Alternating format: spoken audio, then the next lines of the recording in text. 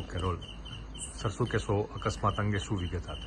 આજ રાત્રિમાં કરીબ 9:30 વાગ્યા મેટોડા પોલીસ સ્ટેશનની જ્યુરિડિક્શનમાં મેટોડા જીઆઈડીસીના ગેટ નંબર 3થી અંદર કરીબ આશરે 500 થી 700 મીટર વચ્ચે એક ટ્રક અને ઓટો રિક્ષા વચ્ચે અકસ્માત થયું.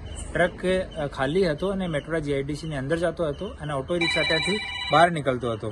તો આ ઓટો રિક્ષામાં બેઠેલા વિજય શિવાભાઈ કાગડિયા, વિશાલ શિવાભાઈ કાગડિયા અને ઓટો ડ્રાઈવર સુનિલ અલસીભાઈ વારણિયા અને ચોથા એક માણસ હતા જેનું આઈડેન્ટિફિકેશન હાલ બાકી છે.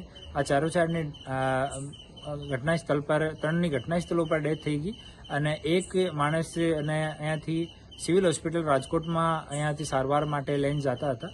ત્યાં સારવાર દરમિયાન એની પણ ડેથ થઈ ગઈ. તો 4 ટોટલ જો સવારી હતી ઓટોમાં, આ ચારોચારની આ અકસ્માતમાં ડેથ થઈ છે.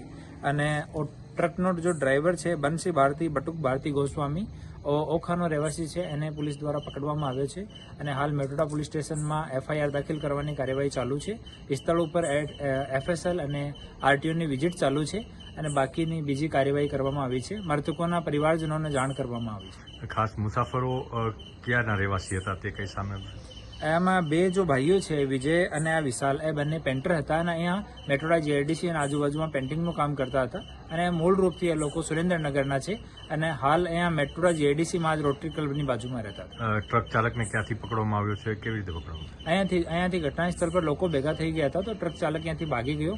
થોડી વારમાં અમે લોકો ટ્રકના નંબરથી એને ટ્રેક કરીને પકડી લીધો.